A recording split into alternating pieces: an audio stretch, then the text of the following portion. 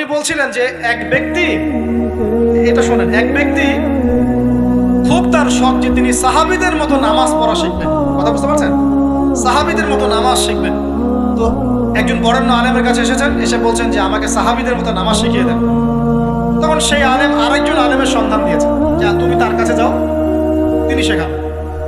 তো সেই ব্যক্তি একটু অবাক হয়েছেন, কারণ যাকে প্রশ্ন করেছিলেন তিনি অনেক বড় মুহাদ্দিস, আর যার কাছে পাঠানো হচ্ছে তিনি অত বড় মুহাদ্দিস নন, কিন্তু আবেদ, আমল করেন। তাকে গিয়ে বলছেন উনি আমাকে পাঠিয়েছেন সাহাবী বলা নামাজ শিখিয়ে দেন। তখন তিনি বলছেন ঠিক আছে, সুন্দর করে ওযু করে আসো, সুন্দর করে ওযু করে আসো। ওযু করার সময় খালি খেয়াল রাখবা যে আমি ওযু করছি শুধু আল্লাহর সন্তুষ্টির জন্য। কি খেয়াল রাখবেন? ওযু করছি শুধু আল্লাহকে রাজি খুশি করার জন্য ওযু করছে, আর কোনো উদ্দেশ্য নাই আমার।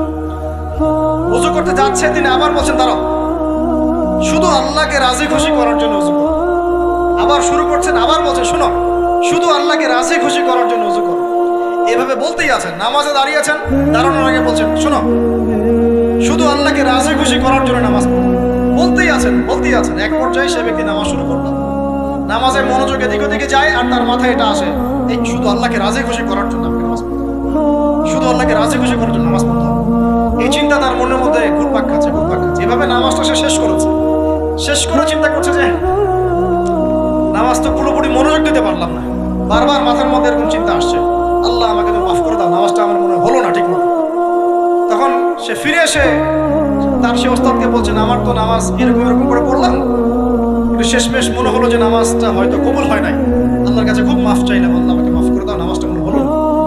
তখন সেই যে প্রথম ব্যক্তি যিনি পাঠিয়েছেন তিনি বলছেন এটাই হলো সাহাবী বলা নামাজ। তারা আল্লাহকে রাজি খুশি করার জন্য নামাজ পড়তেন, নামাজ শেষ করে আল্লাহর কাছে ইস্তেগফার করতেন, আল্লাহ কিছুই হলো না, কিছুই হলো না। আমার কথা কি বুঝতে পারছেন? অতএব আল্লাহকে রাজি খুশি করার জন্য আপনি আপনার আবেগ, আপনার ইবাদত সব ফেলে দিবেন, অন্য কারো কাছে কিছু পাওয়ার আশা করুন। অতএব নামাজ আপনার মাদকের দিকে যাওয়া লাগবে না, নামাজই আপনার হতাশা দূর করে দিবে ইনশাআল্লাহ।